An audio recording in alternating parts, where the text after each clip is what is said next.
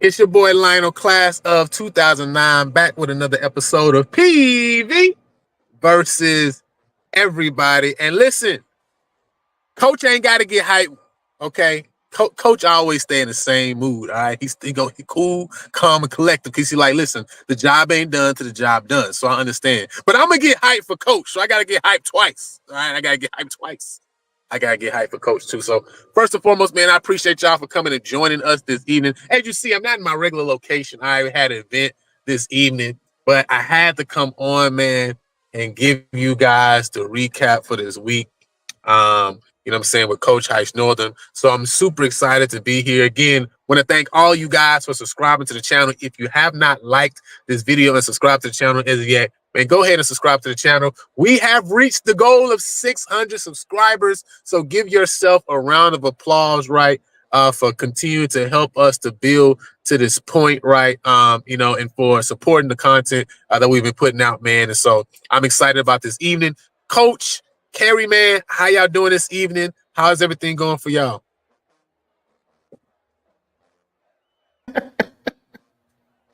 It's boring and exciting weekends at the same time. So I'm gonna try to get through this real quick. So my son got his first start, and it was homecoming. Okay. And played a pretty good game, but the game itself was very boring. I mean, it was like being at a golf tournament. You know, they only clap when big things happen at that school. The other game, you know, of course, you know, I called a game with Mike Prince, Open Mic Network, and was in the state fair, and that was another exciting, but yet again, boring at time games because of fan participation. And I tell you what, man, some of the stuff that was going on, if I would have been on the sideline, especially if I'd have been on Grambling's sideline, somebody would have had some questions to answer about all the people in the background. But the other last thing real quick. So I stayed overnight in Dallas, drive home today, and I stopped in Hempstead. And one of the things we always talk about is how external things can make you act a certain way. So I'm riding home, right? I'm listening to a song. I'm not going to say the name of it, but it got me. I just started driving. Whenever I hear the song, I start driving fast. So lo and behold, I'm coming out of Hempstead, the back way down Old 290, get pulled over. So this is the shirt that I had on. So the officer assumed that I was on the coaching staff. So he said, "Hey, you know, good game last night, you know, all that kind of stuff." He said you were going about, I'm gonna say 65, but I felt like I was going about 70 in the 55. You're going through. I'm headed home, just getting back. So look, I never told him I wasn't on the coaching staff at Prairie View anymore. He said, "Look, when you pass through here, slow down a little bit for me." I say, "Yes, sir, boss." You know, but he let me go with a warning. So I was very happy that I had the shirt on my way from coaching a hard game yesterday. Oh, that is hilarious. That is hilarious. Hey, listen, y'all got to be in the right gear in the right towns. All right, Hey, you ride through Rusty more than one time. Hey, listen, you ride through Rusty, you better not have that PV on. You better have that Grambling on. You'll be in trouble. All right, you know what I'm saying? You gotta know what shirt to wear when, right? You know what I'm saying? Mr. Kerry, how was your weekend, man? Whew, it was tiring. Yeah, I went to the game and my wife got a little impatient, so I actually didn't physically get to sit for all 5 overtimes. She wanted to leave when it was tied up because the funnel cakes were going to be gone. Listen, oh, that is hilarious. You missed the overtime. You missed the overtimes? Man, when she heard Big Daddy Kane, her lips stuck out, and I didn't have no choice. It was over from there. And the score was tied. My feelings was hurt. Listen, life decisions, man. Life decisions. All right. Yeah, one of them you can catch again on TV. The other one was you might listen. It might be trouble for you for longer than the time it's gonna take for you to watch this 5th overtime. Yes, that's what I had to make a business decision. But I did come home and watch it on ESPN Plus. I watched it. Hey, Listen, guys, that's what we're here for, right? So you thought the recap was all about football. The recap is about keeping families together. All right. You know what I'm saying? So you can come on here, right? We'll recap the weekend for you in case you missed it because you had to leave and get funnel cakes. All right. So we got you. We taking care of my guys, right, man? But super excited. Listen. The weekend only had a couple games, right? Because obviously the FAMU game, for many didn't see it. FAMU and Alabama A&M had to be rescheduled because of the hurricane. So that's now going to be put toward the end of the year, which could be interesting, right? Just for the fact that now FAM, instead of having a game and then a week off before another game, right? Now they have 3 games in a row, right? And again, of course, that team has had championship caliber in their veins, right? So it could not affect them, right? But it also could change some things up toward the end of the year, right? So that's going to be really interesting. But so only 4 games on the docket from this past weekend in the SWAC. Who's your biggest winner? Who's your biggest loser, and why? Biggest winner got to be Prairie View. Biggest loser, in my opinion, is Texas Southern. Why TSU? Because they let me down again. Like every time I pick them, they don't come through. But like I say, they had control of their own destiny. But like I say, you playing against a team that everybody looked to beat when they see them on the schedule. And I think it's not only the fact that they lost, but they lost. It was a convincing loss. It wasn't even a close game, to be honest with you. Yeah. Right. Yeah, they pretty much got dominated. Kerry, what you got? Those are the same two. I had Prairie View, biggest winner. Shouldn't even have been overtime, but that's another conversation. He didn't catch that ball. I'll just say that. And they missed that offensive tackle, just tackled our defensive guy. You know how you make a decision to just say, I can't let my guy get hit because he's already dinged up and hurt. I'll take the penalty. He just tackled the guy, and the ref just act like he didn't see it. And that's when they got to the 5. But I digress. But the biggest loser was Texas Southern because they had a chance to control their own destiny, and I thought they put up a better fight, especially at home.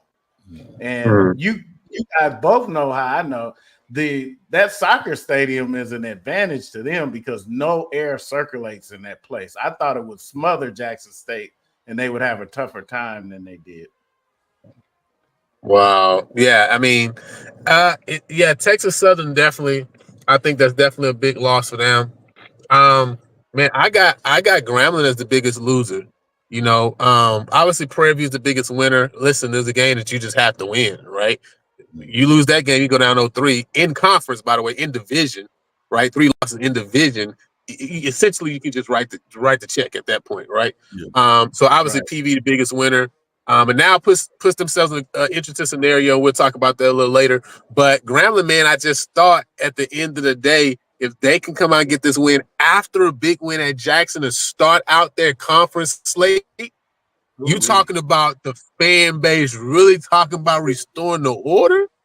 Oh my goodness. They could really start to get rolling because Grambling's schedule, I keep saying, they have the most favorable schedule of all the West teams, and they still do, right? So, even with this loss, they're still not in a bad place because PV has 2 losses, right? You know what I'm saying? And PV also has a FAMU, for example, on their schedule toward later on in the end of the year. Grambling does not see FAMU this year at all, right? You know what I'm saying? Doesn't see Jackson as an actual conference game at all. So they have such a favorable schedule that they're still in a great position, but they could almost really put themselves up almost like 2 games above certain schools, right? Just off the simple fact that they don't see certain guys this year, man. So, but let's get into it, man.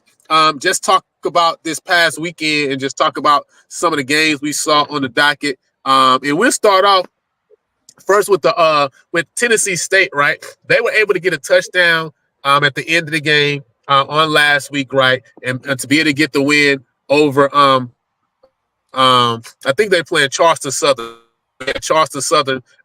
This past week. I think that was a huge win for them. Obviously, this is a team, like I keep saying, Eddie George wants to have this team to be in contention, to have a chance to make some noise in the Big South OVC. So I think this is definitely a big win for them. And that was 13-9 over Charleston Southern, scoring that last touchdown in the fourth quarter. Also, we talk about William and Mary. I mean, they really just handled Hampton. It wasn't close at all. It really was no game, right? And so Hampton, of course, starts off 0-1 in the CAA. We look at the MEAC scores. Delaware State, listen, 44-41 loss to Campbell. Great game by Delaware State. I mean, put up a lot of points. And so, this is the question to see is this team primed to kind of make some noise in the MEAC this year or not. Howard, of course, drops the game to Princeton 30-13. North Carolina Central 37-10 over Norfolk State. I thought Norfolk might put up a little bit more of a fight. South Carolina State, of course, handles North Carolina A&T at 45-25. Of course, that game I think was knotted up. I want to say it's at 17 at halftime. So the game was actually really close at halftime. And then South Carolina State started to put some momentum, put some distance in the second half. And now the big one that shocked me was actually Stony Brook over Morgan State, 22-3. Morgan only scoring 3 points this game. So, dealing with the MEAC and the independents, anything stand out? Anything stand out to either one of you guys when we talk about this slate of games from this past weekend? To be honest with you, I don't keep up with much of that. I keep up with Morgan for the simple fact I work with a couple of those guys, and they've been struggling on offense. Yeah. And that hurts. But like I said, I talk to Coach Sewell, and I tell him, hey, man, you got to find a way to get your defense to score and turn it into a competition where you're trying to outscore your own offense. And they can't let the fact that their offense not scoring affect what they doing on defense. It's got to be almost like it's two separate teams, and like your left hand and your right hand. Yeah, we together, but we got two totally different jobs. No, that's real. Yeah. Mr. Carey. Yeah, I try to I kind of keep up more with the MEAC when they get in the conference play later on. But I'm curious to see how Delaware State is going to turn out this year. I know that everybody has their eyes on North Carolina Central, but they didn't win, but they've been putting up a pretty good fight out of conference. And yes. Yeah, so I'd like to see how they turn out. And Morgan State kind of threw me off because I thought they had found some offense because they had been scoring points. And defense, probably that 22 points is probably from the defense being on the field a lot that game, being that they only had 3 points. I didn't get a chance to look at the stats yet. Yeah, I think they gave they went on about a 17-point run in that second quarter. Yes. But like I say, if you can keep the runs from going, if you're struggling on offense, you can win. But 17 points and you only get 3 is a big difference. Yeah, and I believe they gave up over 200 yards rushing this game, right? So definitely, was not able to control the line of scrimmage as they have been, right, over the course of probably the last couple of years at Morgan. You know what I'm saying? So that one obviously is a big one. Now, when you talk about, the SWAC, right, let's look at the SWAC conference scores from this past weekend. Obviously, we know Prairie View with the big win over Grambling, 36-34 and 5 overtimes. You also had Alabama State, right, squeaking one out over Bethune-Cookman, 26-21. Jackson with the big win, 43-14 over Texas Southern, coming off of that loss to Grambling last week. And then Alcorn finding some offense, right? 42-21 over Mississippi Valley State, right? So first of all, let's talk about these games, except the State Fair Classic, right? Alcorn, Mississippi Valley, what are your thoughts on this game? 42-21 victory for Alcorn State. Alcorn got hot at the right time. I wouldn't expect that many points. With Valley, I think that was their first game since they got the new turf, and sometimes that'll give you a little bit of boost. But at the end of the day, that sometimes that outside motivation, the outside noise wears off, and you got to go back to blocking and tackling. And Valley didn't tackle well, and they still struggling on offense. It's going to be long of a season for them. And Valley obviously, had 5 turnovers this game.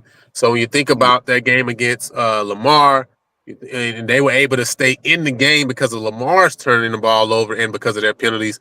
Well, now look at this game. Obviously, they had 5 turnovers, 1 fumble loss, 4 interceptions. So obviously, it's going to give Alcorn a chance to really do some damage because of that. With all of those interceptions that were thrown between both of the quarterbacks. Yes.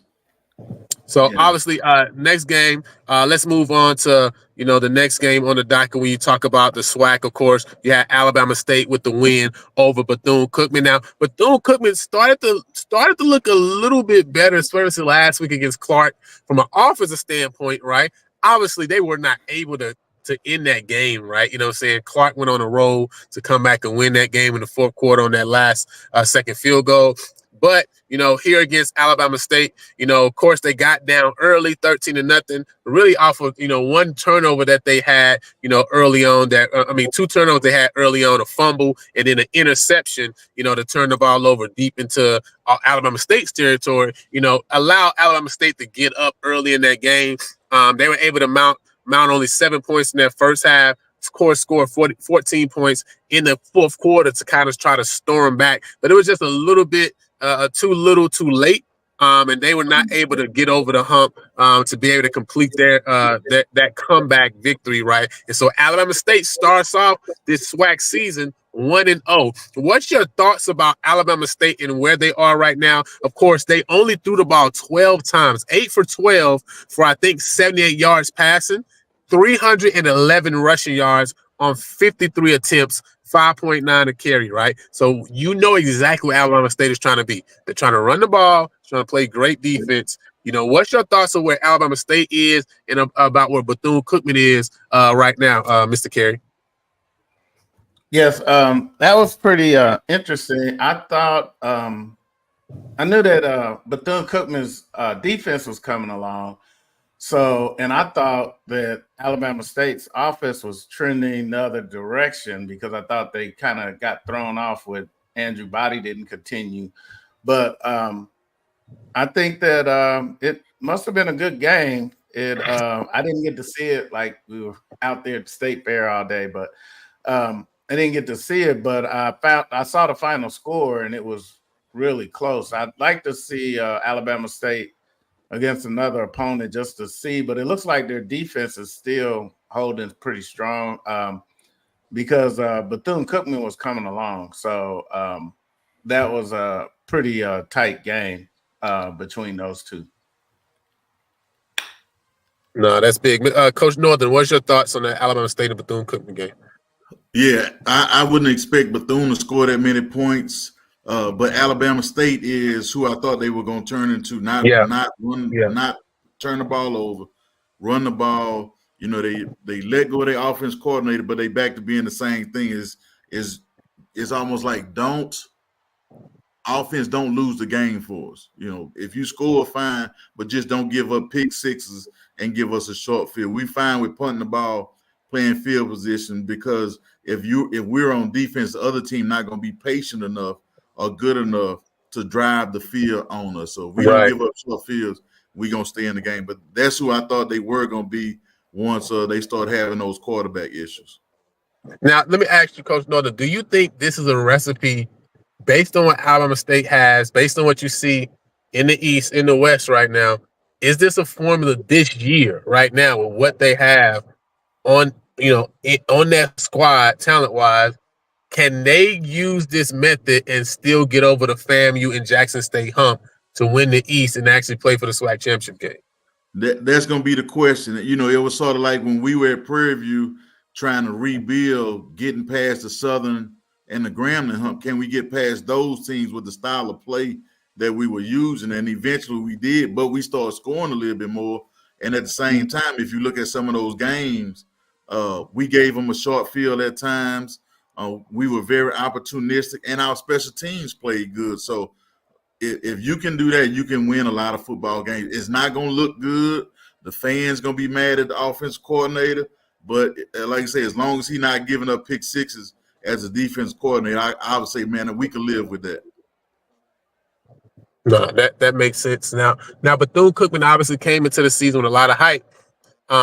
And I don't think the hype was necessarily win the SWAC East hype, but it was like, hey, they can maybe make enough noise to where they cause a team that was hopeful winning the division to not win it because they lost a game to them. Based on what you've seen from Bethune-Cookman now, we've 5 weeks in now. Is Bethune-Cookman still a team that can cause some noise in the SWAC East Division, or do you think they still may be a year off from where they're that team? I think they can do it because of the simple fact they're going to be in a lot of games because they decent on defense. And then the other fact is they're going to get up for some teams. That you know they're going to give Florida A&M all they want unless Florida A&M gets up early, big. But other than that, they're going to challenge some teams and be able to stay in some games. And then it becomes a who can land the knockout blow. Can they get the knockout blow, or can they stay in the game and keep it close enough at the end where the other team get nervous and don't make a play when they should, because they were actually driving the ball on Alabama State and had a penalty on 4th down that pushed them back, and that hurt them a good little. Yeah, well, let's keep it moving, man. Go ahead. Okay. I was just going to say, and it was a pretty mistake-free game by Alabama State. They didn't have any penalties, so that's something that, you know, you got to really look out for. And they only had 4 Bethune-Cookman, so, you know, that kind of thing can turn the game. Now, let's go to this next one that I think, you know, it was kind of a shock for a lot of people when they saw the score, and that was the Texas Southern, you know, Jackson State game. Obviously, this one was at home. You know, talk about, first and foremost, you know, 43-14. Jackson went up 27-0 at the end of the third quarter. And so Texas Southern not able to get anything going from an offensive side of things. Only 115 yards through the air on 13 of 25 passes, 1 touchdown, 1 interception, and only 108 yards on the ground, right? Average less than 3 yards to carry, 2.8. And Jackson is showing that, hey, maybe Jackson's a team that actually can play well against the run. You do have that Grambling game there, but outside of that, you got a Southern game, you got a Texas Southern game where they show that they can stop the run. And so, man, if we talk about it being a disappointing game, and I do want to bring this up because I do see the comment here, because KJ Cooper has been, you know, declared that he is out for the season now, right? So he's not coming back. I know many of us were wondering when KJ Cooper was going to come back. You know, he's not coming back anymore, right? You know what I'm saying? But how do you feel about TSU right now, still in a good position from a standpoint of record, right? But how do you feel about this team? Because right now it doesn't look like this team is able to move the ball through the air at all. And so they are almost wanting to be Alabama State without a defense that is as dominant as Alabama State. You know, how do you feel about TSU in the West? Because they still got some games upcoming. They got Southern as their next conference game. Then after that, they got FAMU, and then they got I think Southern. They got Grambling. Then they got FAMU away, right? So they got a couple games that they could possibly drop all 3 of those games and really be out of the race that quick, even after taking care of Prairie View in game 1. Yeah, that's something you have to think about. I think having the other quarterback not coming back, that clears up something, so they know who they're gonna ride with. That helps. If it may sound crazy, but it does help. The other part is they're gonna see a lot of 8-man boxes. So when they do, they're gonna almost have to go back to try to hit some of those double moves and big plays like they did against Prairie View, and hit some home runs instead of trying to hit singles. But if they're gonna have to find a way to grind it out. And the good thing about it, they have a pretty decent kicker and a pretty decent punter. So like I say, there's nothing wrong. Just don't beat us. No interceptions, and keep us in the game. Don't lose it for us. Yeah, Mr. K, what's your thoughts on what they at? Yeah, they're gonna have to figure out that running game, but also that quarterback is gonna have to figure out, you know, how to use that tight end they have, and he's pretty good, and you know he can also bail you out of some tough situations. He's a really good receiver, so they're gonna have to figure out how to get, because they have some teams coming up that can pass the ball, so that running might not allow them to keep up. They might start exchanging 3 points for touchdowns, and it's a That's and good. then when you can't pass, when you get behind, you force yourself to pass, and then you force yourself into mistakes, and then that's when it all is snowball. So they need to figure out the passing game pretty quick. Yeah, if they can't establish the run, it's going to be a lot of trouble. Now, they've shown that they can run up to this point. So obviously, I don't think Chris Dishman's going to turn away from that at all, right? I mean, he's shown that does he want to do. And I don't think this one game in Jackson is going to make him move away from that model.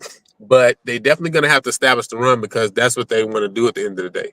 And so you can't average less than 3 a carry if you really want to dominate a game, right, and control the clock because you're going to be off the field and be punting a lot. So it's going to be interesting to see some of these other games because Jackson has stopped the run before. So it's going to be interesting to see if they can establish the run maybe against Grambling, for example, who allowed Commerce to run for a lot of yards. Or even a Southern, who Jackson was able to move the ball on, right? So, they are going to play some teams that maybe haven't shown that they're as consistent in stopping the run as Jackson has shown. So they may still be able to be in games if they can control, that clock moving into the future. So let's move into the game. Our game before we go on to our next segment. PV, man, gets the win over Grambling. Miss McCoy said that was a classic like none other. Hey, that one went down. It's gonna go down, right? That 5-5 overtime game. And yeah, your boy looking dapper this evening, but not because of the game. My pastor's daughter actually turned 16. I don't know if many of y'all know or heard of that show on Netflix called The Bridgertons, but they did like a special kind of theme, the Bridgerton theme. So my wife, of course, your wife got you eating funnel cakes and leaving before the game. My wife ordered me these little flannel 1800 shirts. You know what I'm saying? With these hats. You feel me? For this event, right? You know what I'm saying? So I'm out here putting my acting hat on, all right, and just having fun with the kids and with some folks from the church and stuff. But I was like, man, we got to go live, to keep it going. So I had to go and jump in the car real quick for a few minutes just to talk with you guys, right? But yeah, hey, listen, sometimes you gotta just put your hat on after win like that. You know what I mean? You gotta just put your hat on. But hey, listen, what are your thoughts, right, about just the game? I feel like it was a tale of two halves. Grambling went up 17-7, won the first half 17-7, right? Jumped out to a big lead. PV really couldn't move the ball on offense. And Grambling was able to get down the field, had some short fields. That one interception, right, had a short field, right, to turn into a touchdown. Then obviously at the end of the half, right, having another short field to be able to get a field goal. Would love to get in the end zone, but only able to put a field goal up. But then the second half, Prairie View's defense, really showed up. As I feel like they've shown up many times before in different spurts and moments. If you really look back, Prairie View's defense shows up at some point, right? And it's almost like, can the offense take advantage when the defense shows up? This game, they was able to do that, right? They go on a 17-7 run of their own in the second half. And, of course, that last touchdown on the last drive, we can talk about that, right? Ends up 24-24, tell it two halves. Then, of course, overtime, we was able to get the job done in the fifth overtime with the 2-point conversion. But just give me your general thoughts, Coach Northern, on the game. What were some of the things you pull out when you think back on the game from this weekend? I think Prairie View's defense or defensive coaches sort of realized that Grambling didn't have that guy that you said, man, we can't leave him one-on-one. They played a good bit of man-to-man and stopped the run on the way to the quarterback. Missed a few tackles here and there, but they got after Grambling's offense with their defensive line for the most part because they kept guys rotating in. I think at one time the whole second defensive line got in and 2 or 3 plays in a row got pressure on the quarterback, and then they brought the starters back in and got more pressure. So, they got a good rotation going. They got some guys that can get after it. And I think as long as they playing proper technique, when you talk about inside run and what we call spilling it and making the ball bounce outside and using their speed because they're not the biggest guys, but they really got after Grambling's offense. And then Crawley was thrown off his back foot a little bit. I think the injury helped Prairie View, to be honest with you, but they they forced the issue with him, having him throwing off his back foot a couple of times. You get the couple turnovers and make some plays and turn it into something. So it sort of went as expected, but the last series was one of those you play a certain way and you sort of play the way you've been playing, then you go to a zone, and some of those plays never should have happened based off of, like I say, what I know should have happened. But you happy they came out with the win, and I was happy for them. Unfortunate for the Grambling guys, but I'm definitely happy for Coach McDowell and Coach Whedon to dial up a few plays here and there and get the win. And I had a chance to talk to him before the game. I said, man, just keep on chopping at that tree, Coach. You never know what the next swing may bring. So, like I said, I tell him I'm in your corner and just keep on swinging that axe because something good gonna happen. Nah, something good obviously happened on this game, right? Finally able to get the tree down. Trying to chop down Texas Southern, trying to drop down Southern, and end up leaving too much stump. But able to get it down on this game. That last drive carry, you mentioned it kind of a little bit earlier. And listen, to be honest, right, it's kind of, a lot of these calls sometimes hey, it could go one way or the other. So you kind of just gotta, hey, keep it moving. But sometimes when things like that happen, I don't hold it against guys in the same way as when it's like you just literally blew a coverage or something, right? You know what I'm saying? Some stuff you just gotta live with, right? It's almost like you guarding Jordan and hit that shot. It's like, listen, there's nothing I can do. My hand in his face, like that was a perfect defense. He didn't practice that a million times. It just is what it is, right? So, some of the play calls or some of what happened at the end of the day, you can't really do nothing about it, right? Because the truth is, them getting it into 4 for 18, right? Because of the pressure they was able to create. Even on that play where they were able to cause it to actually them to not be able to get into the end zone right in overtime. One of the calls that I think was one of the best I've seen when they came on that nickel blitz. And I mean, this was one that they disguised so well. I was like, wow, that was a great play call. Crawley has been going to the right all night, and he's right there in his space to make him just throw the ball away. So when I look back, I see some great plays. And again, right, that push off, he literally tackled, our defensive end has been getting off all night. People call me and ask me about the holding in the end zone that on overtime, but I'm like, listen, man, we could talk about that holding right there. We can talk about the push off that caused that space for him to actually get that catch. And it's almost like when you get pushed off as a DB, it's almost better instead of trying to stand your ground for you to just completely flail, to get more attention from the refs that they might call it versus you kind of being a little stronger and not going back as much. You know what I mean? But they get in that little space. But hey, listen, that's what we teach the wide receivers to do, right? You know what I mean? Create a little space, just enough, right? So you can get a catch. But Kerry, man, what's your thoughts on that last drive? Because I know you mentioned it earlier. Well, to be honest, if the ref didn't call it, you did it. And like you said, he wasn't wide open. The D-back was right there. It was just a better catch. Since they called it in, it's a catch. So it was just a better catch. It was, and hats off to Crowley for putting it in that tight space because he had no room to catch. The DB was all over him. And so, it was, that was just a really good play. And then that last drive in overtime, they finally fed the guy I want to get fed is that McDowell. And even though he's big, he knows how to put his foot in the dirt and make that cutoff of the tackle.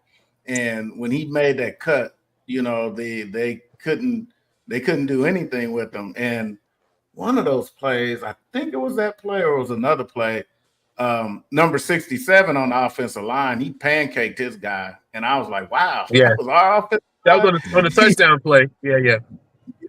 He pancaked that guy. Sorry. Really, yeah. And also this was before the last play, but I mention this guy every week, but shout out to the best long snapper in the SWAC, Ben Stewart. Could have cost us the game with a bad snap, but he was perfect every time, and we were perfect on the field goals, and that really helped coming down the stretch. And And hats off to Guillermo Garcia, because his kickoffs. When do you ever remember PV having a kicker that Yes, kicks the end zone? That's through the end very zone, right? yes. That's big. So shout out to him as well. So those are the kind of things, I kind of like that, casual fan may not look at, that they take for granted.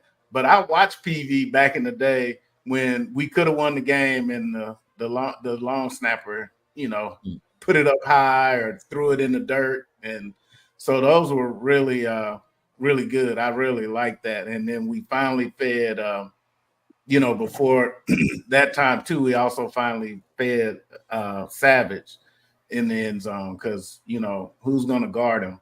If you really try to get it to him.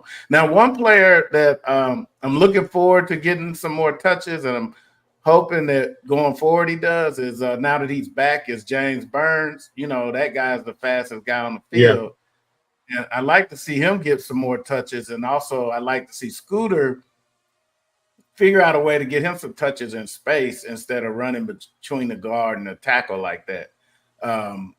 That guy is really, really fast. Northwestern was sweating every time he touched the ball. Mm-hmm. And so I'd like to see him get some more touch. But James Burns, they just don't have a clue because he hadn't touched the ball enough yet.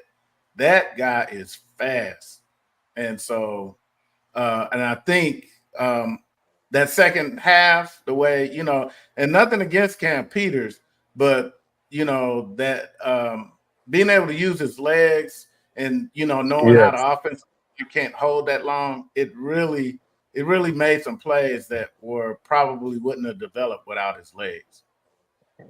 Yeah, I was going to, two things that I want to bring up, one, I think it shows that this offense is a little bit different when you got a quarterback that people respect their legs, right? Yes. Because we've seen some RPO action before, right? But I go back to the Texas Southern game where they didn't bite on any of the RPO actions, right? You know what I'm saying? All throughout the second half.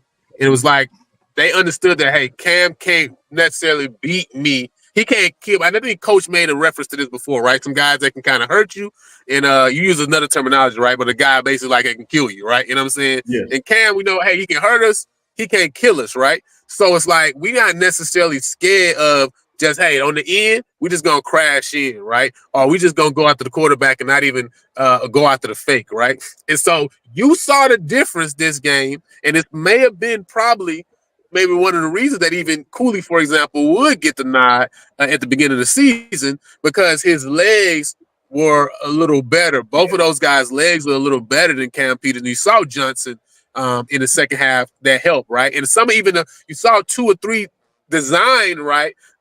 Quarterback counters that were called, right? One for the touchdown, where the guards pulled. And so, this is something that you have the ability to use. And now that guy's going to stay home a little bit longer, which can give the fact for Wisham to get outside, right? Because the fact that, hey, I got to stay home, and maybe Wisham's able to get around the corner, maybe not take to the house, but hey, he can get some positive yards, which is what we need right now for the running game, because we ain't been getting no positive yards, especially on first down, right? And so, Coach, what was your thoughts about, because I seen a lot of comments here, Rodney says the one smart decision was replacing Peters in the second half, which obviously turned out to be probably the decision of the game because of Peters Johnson's ability to make some things shake on the ground.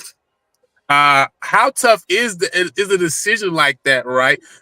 From a coach's standpoint, when you kind of been rolling with a guy, you see him struggling, and you come out in the second half, because we saw this in game 1, right? We wasn't able to create that spark we wanted to, but now you're able to create that spark. Kind of maybe talk a little bit about it from that side of the fence. Well, I think one of the things you have to think about is the kid doing what he's been taught to do? What is he seeing? And is his errors from not doing what he's taught? So, like I say, if a kid is back there getting beat up, sometimes you need to slow the game down for him. To me, I think the key to the game was Prairie View passed the ball way more on first down than they had in any other game. That's the key to the game. I don't care who you had at quarterback. because the passes they were throwing were not very long passes. That's the Yes. key to the game, and they ran the ball more, in my opinion, off tackle than between the A and the B gap. It was Yes. more the counter look, the power look, and they could bounce it. I think any quarterback could have managed, but it was some great throws being made. It was what we call an over and under. He had to get it over the underneath coverage before the safety could break on the ball. It was some great throws on those out routes.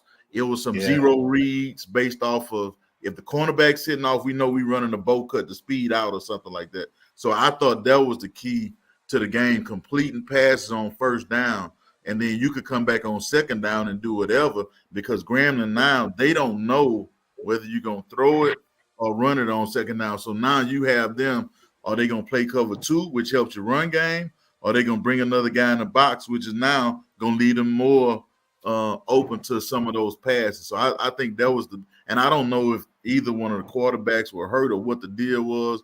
I watched them a little bit in pregame, but I don't know what happened, if it was a pull Peters or if Peters got hurt. But at the end of the day, those decisions I would base off of if somebody's doing what they taught to do, and is the game too fast, or do they just need a series to look and see, are they seeing what they think they seeing from the sideline? Yeah. Yeah, and like, I was also going to say too. Oh, go ahead, Lionel. Sorry. Go ahead, Kerry. I was just saying, Johnson seemed to trust the line a little more too, because when they did, break containment, he didn't just automatically run. Because if you look at his rushing, he did have 10 attempts, but he didn't really run a lot of yards, 22 net yards. But in the pocket, he ran and got on the other side of the tackle a little bit and still threw the ball. Wasn't far, like Coach Northern said, but he threw it for positive yardage instead of throwing it in harm's way, like somebody said in the comments, or always having to throw it away. So he made sure we got positive yardage. And like I said, no negative slant to Peters. And that was kind of what caused Grambling some issues. Also, because even though we didn't get, what did we get? 2 sacks, I think, or 1, but we didn't get a lot of sacks. 3 sacks. Yeah, he threw under duress a lot. Yes, and he didn't like it, and so that's how we ended up. They ended up on the other side of the turnover battle because he threw picks due to that pressure. Mm-hmm.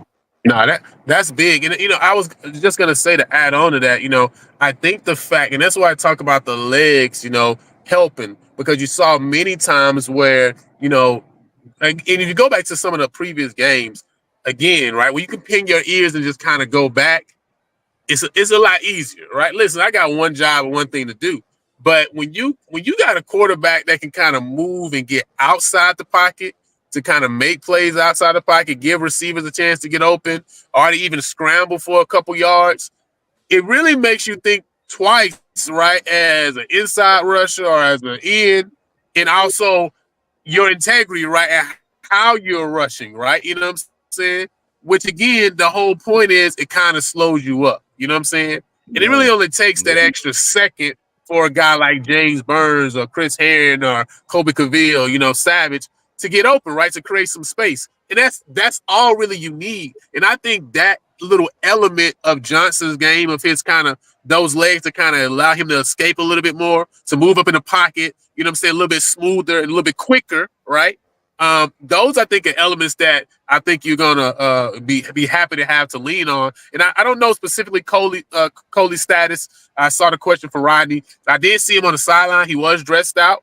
I know the last game he also did kind of work out before the game. So I'm not sure where he's gonna be moving forward but this is why I say having a UI dub is a great game right now before even Pine Bluff, because this is a game where even if he's able to go, or you got Johnson, whatever you want to do, you really got a game now that's like, hey, we can go here and kind of look at both guys even, right? You know what I'm saying? And kind of decide what we're going to do moving forward, or see where Johnson is right after this game. So for you, Coach, we were told at the beginning of the season this was tight 3-man race, right? Yeah. Yeah. Are you now saying, hey, we gave Cooley to go, we gave Cam 4 games, Johnson stepped in and got us a victory, and we kind of gonna put it in Johnson's hand this next game and just say we're gonna see kind of where you take us? Or are you kind of like, hey, we're gonna go through this week of practice and do it that way? Because I know during the season it's not like say like fall camp, right? It's not like you get the same type of looks in practice time as before. So what's your thoughts on that and kind of how you think, coaches will operate regarding a starter coming back off an injury versus a guy that just came in the game and kind of took you to victory in the second half? You have to sit down and be honest with the guys, because if you're not honest with them, it's gonna, like I say, you could lose a game, but you'll lose your locker room not being honest. One thing I say about Coley though, and I noticed this from when I came back and watched the game on TV even more, when those guys that were playing were having success, he would be one of the first ones off the sideline, patting them on the back. You could see him, talking to them when they were looking at the Microsoft tablets. You could see him involved in that. So like I say, my respect for him, even if he don't play quarterback, goes up, because some guys could be pouting or in the back, man, I should be doing this. They messing over me. But that was good on his behalf of staying out there. But as a coach, you have to be honest. Like I say, I would not treat out of conference games any difference unless they were way at the end of the season. My first thing is who gives me the best chance to win, and then all that other stuff is after that. We going to win, and which one of these guys give me the best chance to win? Can we put in a package? If 2 of them are healthy, can we put in a package where we know the second series of the second quarter, this guy is going in. Everybody on the team know. Or if we get a big play, a turnover, this guy is going in. We might have a wildcat. We might have a trick play, a double pass. We have something in store for that second or third guy that needs to get some playing time at quarterback. Right. No, that's what's up. So, yeah, man, I think it's gonna be interesting to see how they go and how they take this next game. But at this time, man, let's move on to our next segment, Northern Lights. So, Coach, talk to us a little bit about your most memorable non-conference games. Oh man, so I'll start when I was at Grambling, because this was sort of crazy. So right after 9/11, we were supposed to play Florida A&M in Cincinnati. So we didn't fly to the game. We bussed from Grambling all the way to Cincinnati. And almost soon as we get to the hotel, they cancel the game. So we stay overnight and then we drive back. Well, the next week we playing Portland State out in Portland, Oregon. And it was one of the crazy. Well, first of all, we were playing in a baseball stadium.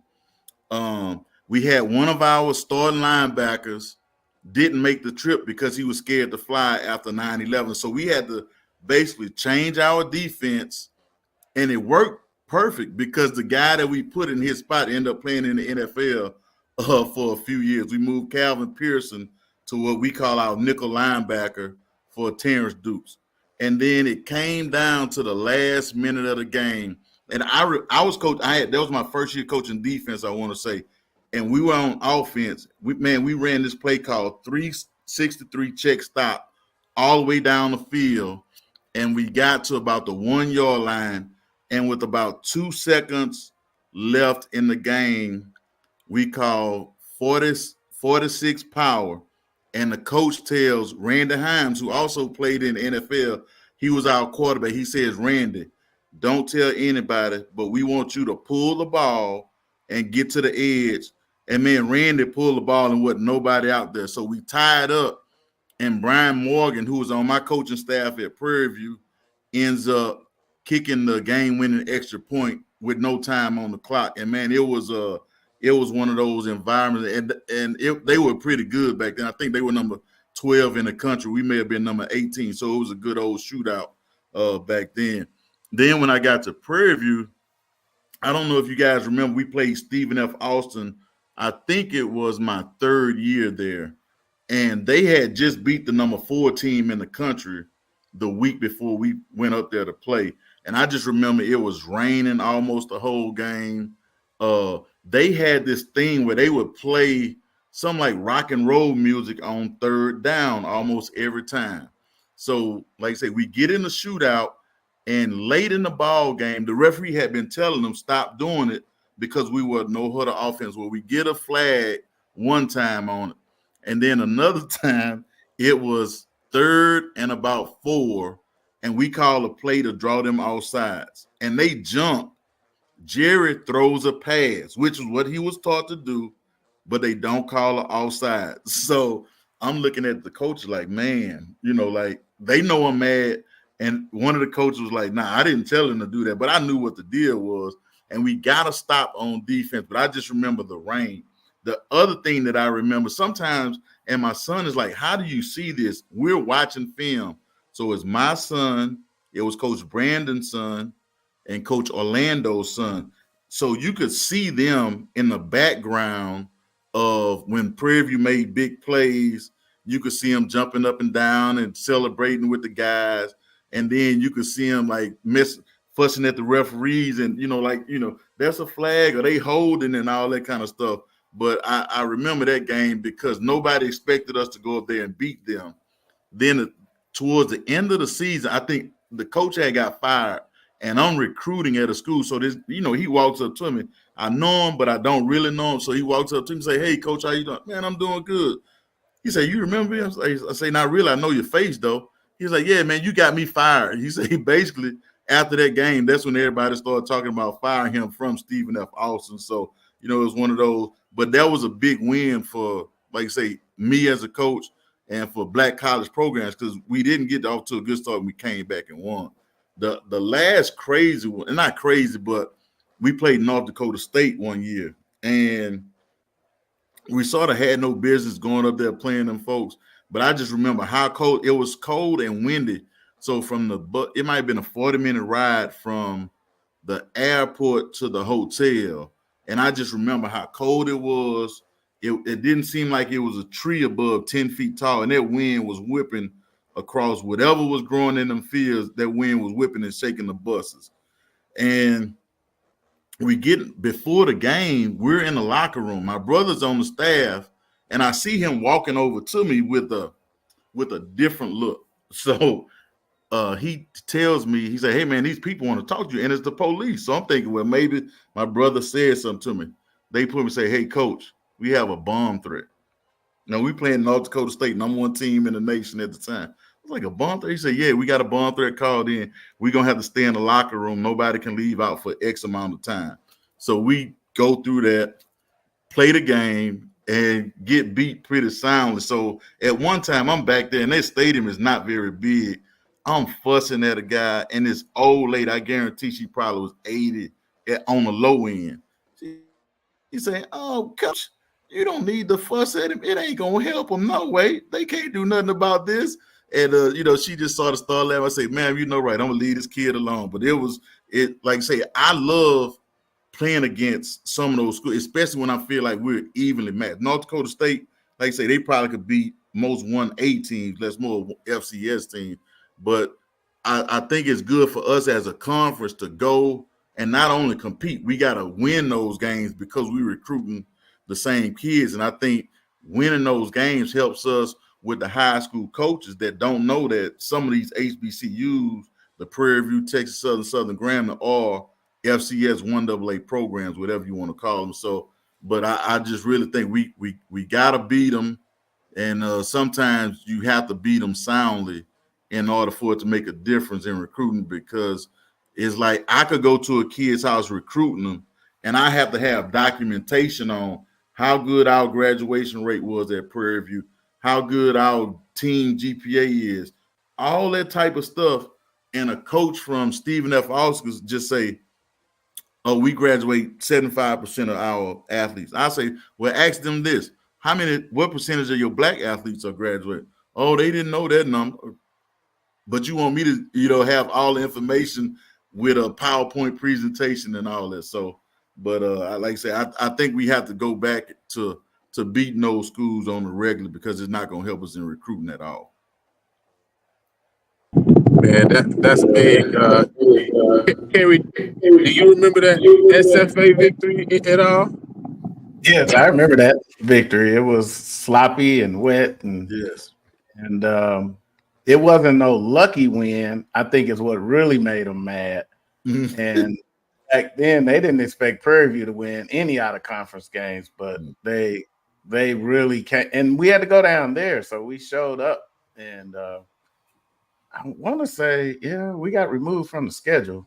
Yeah, and we never did get they didn't ever come play at Prairie View. We never did get a return invite to go back up there either. No, that was the end of that. So yeah. Did we have a contract for them to actually come play though, or no? I don't remember.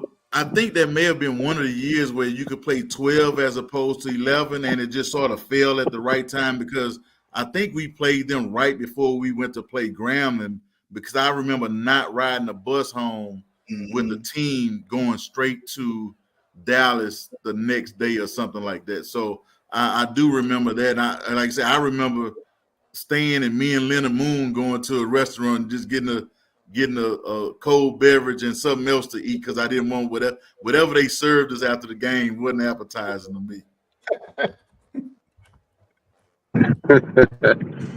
Oh man, well, man, coach with all the good stories, you know what I'm saying, to remember out of conference games, and obviously, you know, we got a one coming up against UIW. But before we get to that, obviously, let's talk about the game of the week, Coach. Alabama State, Florida A&M homecoming. What for you? What are the keys to victory for both teams? If you're FAM or if you're Alabama State, for them to come out with a conference win.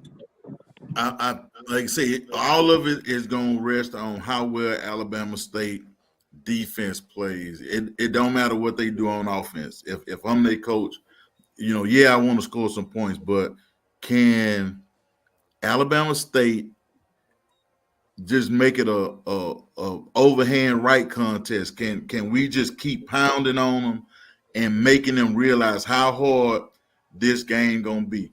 I would go in there and I would tell guys, look, man, I don't know who their starting quarterback is.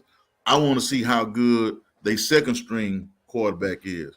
I don't know the starting tailback. I want to see how good their second string tailback is. That's the kind of game it's gonna be. I might even tap practice on Tuesday. Like that's the mindset that I'm gonna create. That look, this gonna be put your mouthpiece in, put some extra shoulder pads under your shoulder pads, and we about to go out here and see. We ain't going to hurt people, but we gonna let them know they've been hit hard. One of them type of games. If I'm Eddie Robinson and the defensive coaches at Florida A&M, and if they play good defense, I think they will keep the game tight enough to where they can get some points manufactured through a big play, a trick play, or like I say, you cause enough confusion in that quarterback, he'll throw you one in the flats or he'll throw one in the middle, and we're going to turn it into a punt return. That would be my mentality going into that game. What about for FAMU? We got to get big plays because, you know, FAMU, and they can beat you a couple different ways. They can pound you with some of those running backs they have, but they're not as good as the ones they had last year.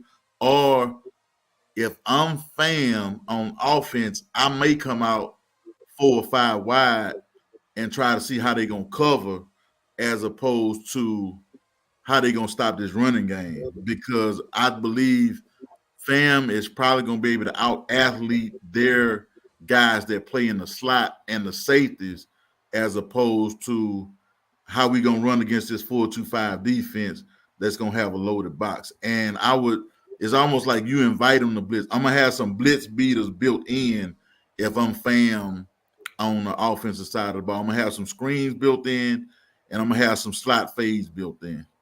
Yeah, I like that. Yeah, I want to know from you, you know what I'm saying, Mr. Carey, because Alabama State has, at the end of the day, right? We know what their mentality is. We know what they're looking to do on offense. How can you manufacture points in this game in order also to stay in the game? Because we've seen that Fam can score, but we also seen that Fam can be susceptible to the run. We saw that with South Carolina State. We obviously saw in the first game of the year with Norfolk in week 0.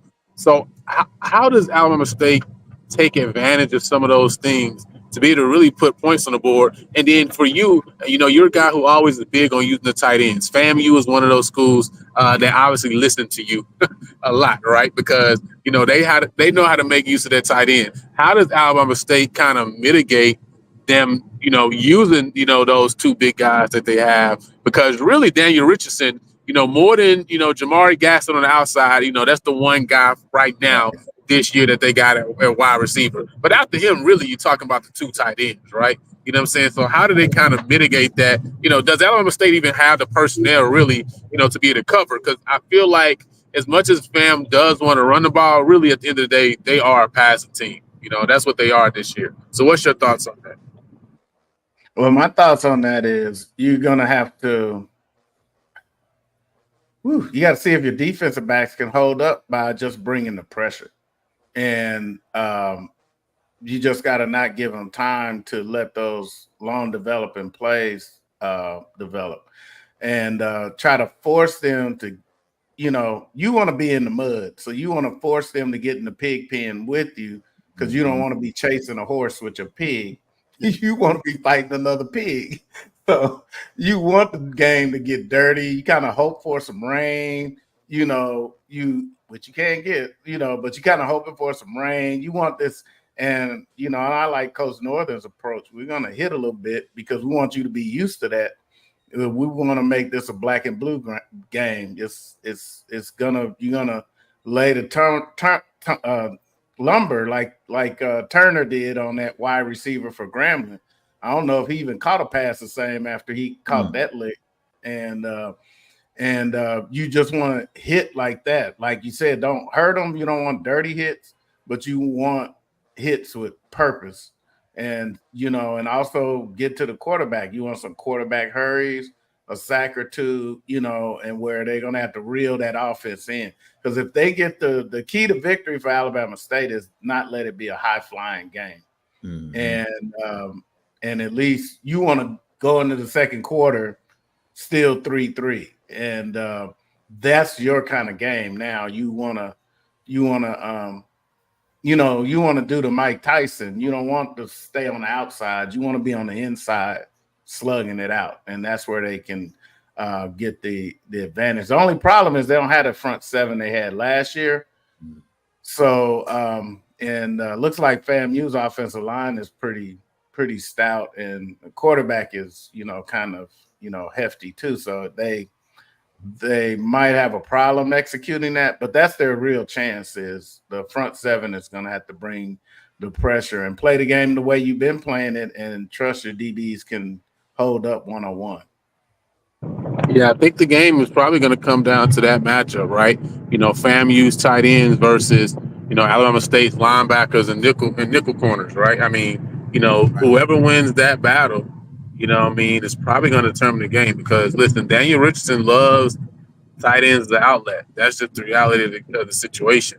You know what I'm saying? And so if they can keep, especially talking about, 3rd and 5s, those 3rd and longs, 3rd and shorts, outside of being able to establish the run, can they get off the field by winning those battles, those one-on-ones, against those tight ends? If they can do that, they're going to stay in the game a lot longer. And as long as you can stay in the game, right, you always got a shot. You always got a chance. So with that being said, man, hey, Curry, what's your score for this game? Who you got? And Coach Northern, I'm gonna ask you the same thing, even though I know, you don't like picking, but I'm still gonna put you on the spot anyway. You know what I'm saying? So y'all let me know what y'all got. Woo, that's a tough one. I'm not sure they're going to generate it. I don't think the Bees are going to generate as much offense this week, next week coming up. And I'm going to say it's going to be I'm looking at 24-14 FAMU. Okay, I got you. So basically, they're just not going to be able to generate enough in order to kind of keep it fan. Gotcha. A Yeah. good close scoring game. You got it kind of close to that, Coach. Oh, you I think was it's going to thinking be a little maybe in different? that range, but you know something, in my opinion, Richardson is probably the best quarterback in the conference right now. Mhm. So he throws a good ball. He don't look like it, but he is a better athlete than what he looks. He can move around a little bit and still make some throws from different. Like say, he can get it to your sidearm, he can get it to you over the top. And the other thing, especially if Coach Simmons was still there, their FAMU screen game was better than anybody else's I saw in a Oh long yeah. while. So, I mean, with all of the tunnel screen, the slow screen, the slide screen, whatever kind of screen you want, he'll serve it up to you. But I think Richardson is going to be able to get some points. I'm thinking in that 24, 17, 28, 17 type of ball game. You know, I'd say probably in favor of the Rattlers.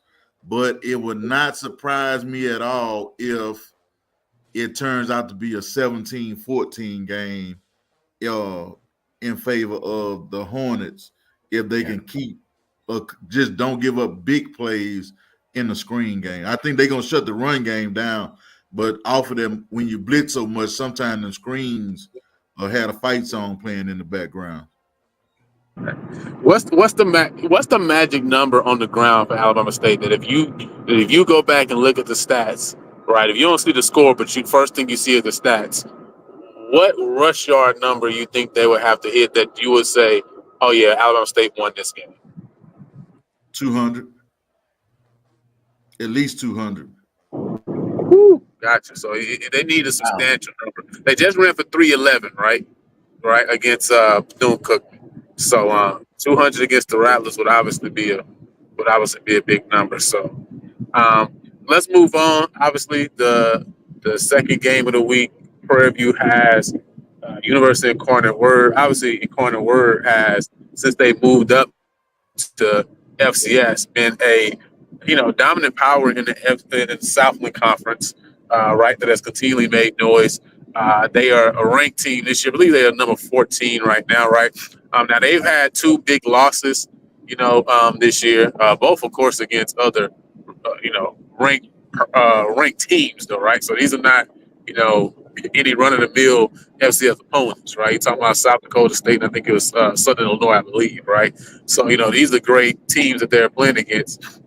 What's your thoughts on the game this weekend?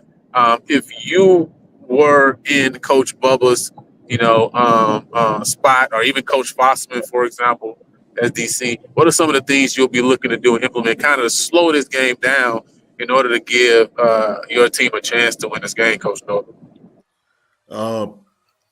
Probably blitz and play a good bit of cover 4 behind it because I don't want to give up big plays. Like I said, I hadn't seen their offense in a couple of years. My cousin's son was the guy that they had been playing about 7 years of college football, Lindsey Scott Jr. And I remember seeing him play a couple times over there, and their head coach is gone since then, but they still going to, try to get up and down the field. They're going to try to send a message if they can. But I think the key to it is going to be bringing some pressure and not giving up big plays. You don't have to play cover 0 just because you bringing pressure. And then you got to do a good job of tackling. If they run the ball, all they run is going to have to be inside. They're not going to be able to run up the middle. They're going to have to bounce the ball to the outside, and then hopefully we can use our speed once we make some cuts in the backfield. Yeah, I like that. Go ahead. Yeah, I would say I like that. That's going to be the biggest thing. We want to not give up the big play. I haven't seen what the quarterback looks like this year. I remember Lindsey Scott. Yeah, he's going to catch it. So I don't know if they have a guy like that this year. I'm pretty sure they do. They've been recruiting pretty good since they've been FCS, and I think that that's going to be the key is if we give up 2 to 3 big plays, then they're gonna kind of make us really struggle to catch up. And that's the thing. We don't want to fall behind quickly. We don't need a 17-3 first quarter or anything weird like that, because if we do, we'll start pressing, and then next thing you know, we'll start making mistakes. And we can't give up on our game plan. We can make adjustments, but we can't give up on it. And that'll be the key to keeping up with them, because like I think Jimmy said earlier, we do want to win the game. You don't want to tank your momentum by going into this game saying, oh, we don't stand a chance. We're just going to go down there and hope we get a moral victory. They're FCS like us. We want to win that game.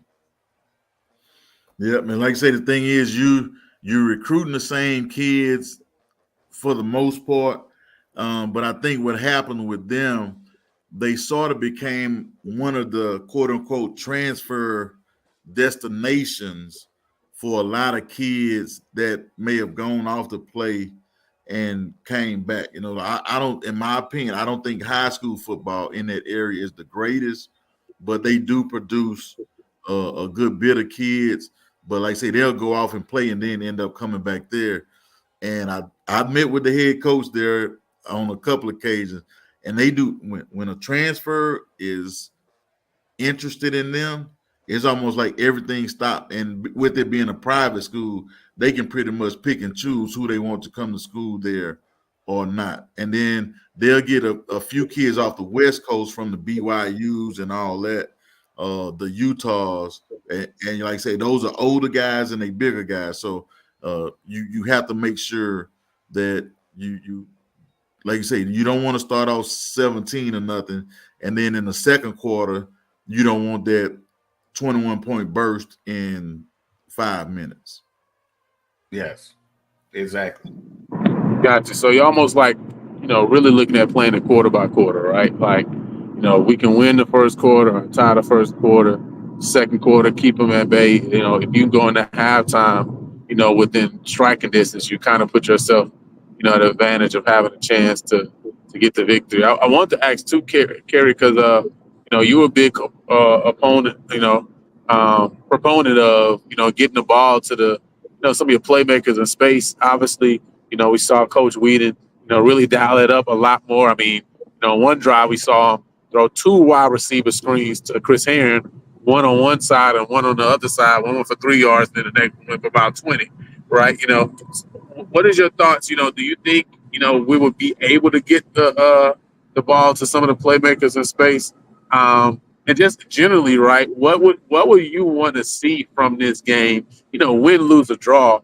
What would you want to see from this game from an offensive standpoint that would show you like, okay, we're continuing to move in a positive direction, going, deeper into SWAC conference play soon? So what I'd like to see from this game is being able to run the ball. I know that, like Coach Northern said, they're able to get bigger people from the BYUs and teams like that. But they also like to sling the ball. So we we might get into a slinging contest with them, but I hope not. But if we can establish at least a run game and maybe not have to hit the AB gaps, maybe we can, get off tackle a little bit. I don't know if our line will hold up long enough for stretch plays and things like that, but what I'd like to see is getting some runs in. But the other thing I'd like to see is, like you mentioned, the Swiss Army knife, Chris Herron. I'd like to see him get some touches. Scooter gets some touches in space, such as, screens. But the other thing I'd like to see from this game is what I saw somewhat from the Grambling game is the quarterback getting the ball out quick. You got with this school, you're going to have literally 2 seconds to get rid of the ball. And I'd like to see not a mistake-filled decisions, but quick decisions to this guy. I was talking to somebody, and I know it's not the same level of quarterback at our school like they had, but it reminded me of that year we played Sam Houston State. And I think our defense was penetrating their offensive line pretty decently. But the thing was that 4K guy, the quarterback, 2 seconds, that ball was gone. And I mean, I was just amazed because I was thinking, oh, we're going to sack this guy because we were getting through there, but the ball is already gone. He was like 1,001, 2, gone. Make a decision one way or the other. I want to see us to have that kind of efficiency when we do pass the ball. Like you said earlier, we don't need a bunch of deep passes. We can attempt them, but we want to, throw to a spot and throw to it quickly. Gotcha. And then I'll just have one last question, as we close out for this evening. I just want one word for you guys, right? So I'm gonna ask a question. I just need one word answer. Does that make sense? Y'all with me? I got you. All right. So, who are you starting at quarterback against UIW? One word.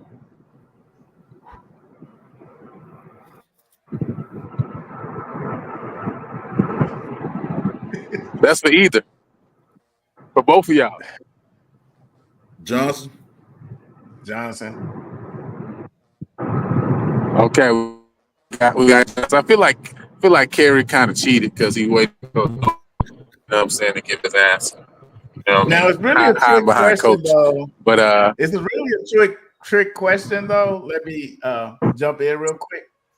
The other name, if he isn't ready, but I don't know if he's ready. Cooley is from there. I'd be curious to see what that would do for him mentally to get a chance to play in front of the home crowd, because I'm sure he'll have people there. And if he can't go, I would like to see what he can do. I got you. Yeah. Well, listen, that's why I'm asking the question. Again, I don't know specifically, what his injury status is. I do know he's dressed the last 2 games. I know last game, Coach Bubba said that he was going to kind of warm up, but really wasn't wasn't in the sense of him really playing. Now this past game, I'm not sure. He was dressed. He was, had his pads on, but obviously we saw that Johnson came in after Cam, was pulled. Right. So, I don't know where he's at, but again, I'm sure that he's close because we had like a 4 to 5 week or 4 to 6 week timeline on him, right? So that time is coming to a close here. So, it's going to be just interesting to see, what decision is made. Listen, whichever quarterback can hit James Burns as he blows the top off of a coverage, that's the quarterback, I want to go with, because we have yet to find somebody who can hit this man when he blows the top off of coverage. I mean, he literally has, and I put this on X earlier. He's missed more touchdown passes than he has catches this year. I think he got 5 catches on the season. I know for sure I count 3, right? But I think it was 4 that I seen him where he literally beat his man and we just literally overthrew him, right? So whoever can make that pass, listen, you're gonna be named the starter in my books. So I don't got no name. I got an action that I need, right? You know what I'm saying? The first person I see hit James Burns on one of these top off coverages, he's the guy I think you need to go with. But with that being said, man, any last points that you guys want to bring out on this upcoming weekend? Any last words you got for all those that's watching? Hey, I don't have anything about this upcoming weekend, but I think we're gonna have to talk about the fiasco that was the sideline with the concert going on in the middle of the game. And then I think we still gonna have to talk about how we get Prairie View fans involved in the game. I'm talking about overtime, time to be clutch, and people just sitting down watching the game. Like, I ain't no defense, Panthers defense. None. It's just, let's watch and see what happens. But I don't know how you fix that, but I definitely would have to talk to the people about the jokers on the sideline. And if somebody can tell me what we're gonna do to get these, and I don't know, we might need to ban phones or something at these games, but we're gonna have to do something to get these people involved. Yeah, because you could hear Grambling, right? You could hear Yeah. them. Even through the if you watching the broadcast, you can even hear them through the broadcast, right? With that defensive chance. So, and the same thing with the Southern game, right? So it's not something that is not possible and something that doesn't affect things. But yeah, man, we definitely will have to we're gonna have to figure it out. And I think that's probably gonna be a step-by-step process because almost you're talking about really a cultural thing right now. Yeah. And you're really talking about changing the culture. Well, I And, have a and question. I can really understand why it's like that, but at the same time, you can't just keep on saying culture and then you don't do anything to try to change it. So I Okay, just that's think Right. it's and it's hard for me as an outsider to try to change. It's gonna have to come from some people that's on the inside, that's been there, that's been in the locker room, that was in the baby dome, that played during the streak. It's gonna come from people with that background, the people that helped turn the program around, where it's guys like you that expect Prairie View to not lose the game, where at one time it was like, I hope we don't get beat by 60. So it's your age group and a little bit older and some of this new blood that's gonna have to find a way to fix that, in my opinion. Right. Right. right. Right. I mean, that's a great question. It's almost like, I mean, where do you start? You know what I'm saying? Like, where would you even start to even try to start changing those things and kind of making a difference? And I know we've had really a lot of different conversations, to be honest. Some of these things on our other shows. Yeah. But man, where do you start to make that something that's just so intrinsic? Because again, look at Southern, look at Grambling's last two games, and look at what happened with both of them in the fourth quarter and in overtime. I mean, you talking about Southern fans on the road, with now the band was there, obviously, right? But it's almost just intrinsic, like, hey, defense, Jags, defense, right? This is what we do. So how do you get that same kind of, mindset and momentum, here? I think, and then just do this so you can get off. I think it almost needs to start almost at freshman orientation for some of these people with the band, cheerleaders, football team in the stadium. Since we have a nice stadium now. The other thing that I would think about doing is bringing some stuff, maybe that homecoming Friday night. Hey man, y'all come out these RVs. We gonna have to have a pit rally because the music difference choices are so different. But it's almost like, hey, let's have a band come play and let's practice this. Look, we on defense. Let's try this. People go to different games and let's see what are people doing at other school. And hey man, it's okay to steal other people.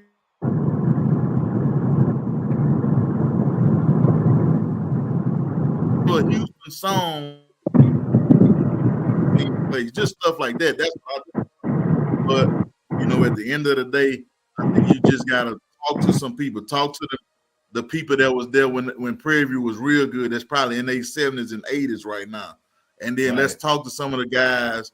I think we really got to bring those guys. And I keep saying we. I think we really have to bring the guys that played that feel underappreciated, like they didn't even play at Prairie View. You got to bring them back give them a couple free tickets to a couple games. Something you got to bring them back in the fold, because a lot of them guys that played when they wasn't winning no games, they got big pockets, deep pockets. They can, if you treat them right, they gonna want to see it better for somebody else. Because that's the way I am with my school.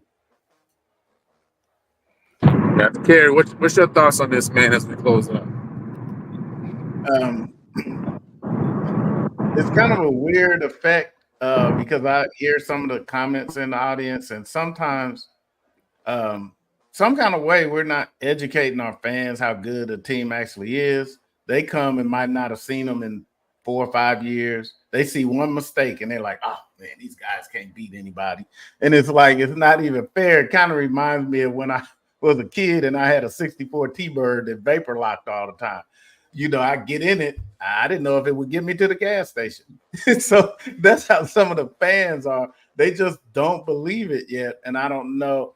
And I think we need also some help from the inside, people that work at Prairie View got to be into it as well, because when we visited FAMU for the championship, the people that work there are into it.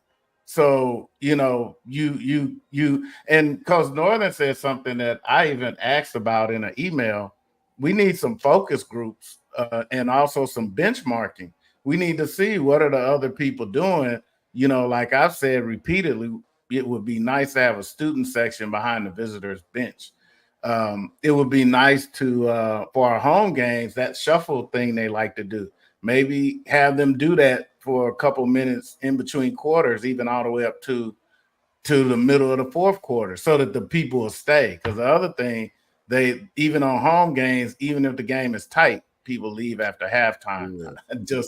That's just mind blowing to me, because I suffered through 0 and 80, and I just don't get it. But we don't promote the team enough to make people kick. Oh, Jimmy just posted that. Yeah, we need people that post the team. I put the team on all my social media pages, and I think stuff like No Script, where they did a feature on different players, that kind of stuff will make people care about, because football is not like basketball. You don't see the guys. So you got to make them care about who number 36 is. And one key thing that would help, and I hope I don't get banned from YouTube for saying it, but dang, can we get a dang on game notes so we know, and a roster printed out, or at least a QR code at the stadium so we know who the people are. I see number 37 make a good tackle. Don't have a clue who it is because we never put a game notes or a program out. At least if we got it maybe it's too costly, but they at least can make a QR code that if I come to the stadium, I scan that, I know who the people are. Even if you don't want to give us stats and game notes, at least give us a roster and let us know who the people are. I would be not happy as a parent. My kid out there running around number 55 makes a good tackle, and people are like, wow, that number 55, they don't even know that's Mickens at middle linebacker. That's disappointing for us. And, we need to do things to make them care about who's actually out there giving us their blood and sweat, on the field. Yeah, and I think that is, that even goes to, there's just a lot of things that to me is questionable, and it kind of doesn't make sense, right? Right now we have two jerseys where for a large amount of the players, their numbers aren't the same on each jersey. Kind of makes it hard for fans to connect and know. I mean, even the broadcasters don't know who 91 was, because in one jersey he was one player, and in the other jersey he's a different player.